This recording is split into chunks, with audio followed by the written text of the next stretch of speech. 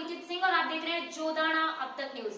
आइए नजर डालते हैं आज की सबसे बड़ी खबर पर। कोरोना संक्रमण से प्रदेश की जेलों में कई सिपाही और कैदी संक्रमित हुए हैं, जिसके बाद से ही जेल मुख्यालय द्वारा राजस्थान के सभी जेलों में सैनिटाइजर की व्यवस्था करने के निर्देश के साथ ही पुलिस द्वारा पकड़े गए बंदियों को कोरोना रिपोर्ट नेगेटिव आने के बाद ही जेल में दूसरे बंदियों के साथ दाखिल करने के निर्देश दिए गए थे। जोधपुर सेंट्रल जेल के लिए एक राहत भरी खबर ये सामने आई है कि गत 3 महीनों में जोधपुर सेंट्रल जेल में एक भी बंदी या जेल का स्टाफ कोरोना से संक्रमित नहीं हुआ है। जोधपुर सेंट्रल जेल देश की दूसरी सबसे सुरक्षित जेल मानी जाती है। वहां से जेल प्रशासन ने राहत की सांस ली है। Jodhpur central jail superintendent Kailash Trivedi ने बताया कि कोरोना के शुरुआती दौर से ही जोधपुर सेंट्रल जेल में कोविड-19 से बचने के लिए सुरक्षा के पुख्ता इंतजाम किए गए थे। जेल के मुख्य द्वार पर बॉडी सैनिटाइजर मशीन लगाई गई है। साथ ही जेल में कार्यरत सभी स्टाफ को भी जेल से बाहर जाने पर रोक लगा दी गई थी, जिससे कि कोई भी जेल का स्टाफ संक्रमित होकर जेल में ना आ पाए। जेल सुप्रीडेंट ने बताया कि जोधपुर सेंट्रल जेल में कैंप लगाकर 3 चरणों में टेस्टिंग भी करवाई गई थी। प्रथम चरण में 60 वर्ष से अधिक आयु के सभी कैदियों की हुई, उसके पश्चात सभी बंदियों के सैंपल लिए गए थे, जिनकी कोरोना रिपोर्ट नेगेटिव आई, जिसके बाद जेल प्रशासन ने राहत की सांस ली है। देखिए, ये बात सही है कि जोधपुर सेंट्रल जेल के सारे बंदी कोरोना बीमारी से मुक्त हैं।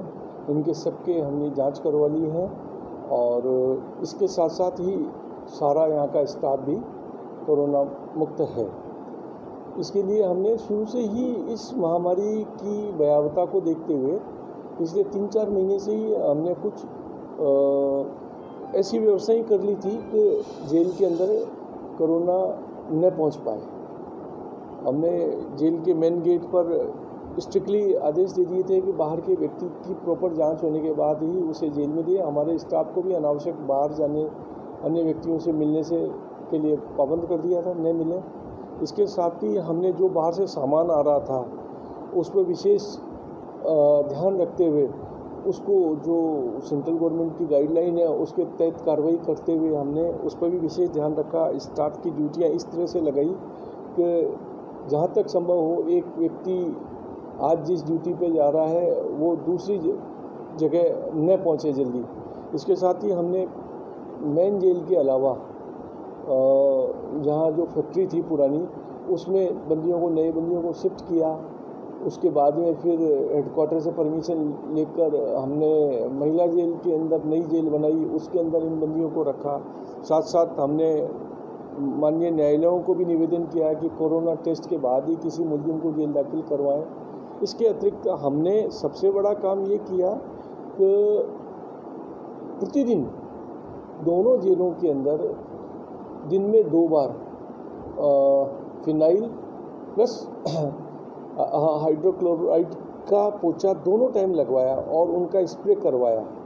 हर बैरक के बाहर, टॉयलेट्स में, इधर उधर खुली जगह, और सारे बंदियों को हमने मास्क की 2-2 जोड़ी वितरित की।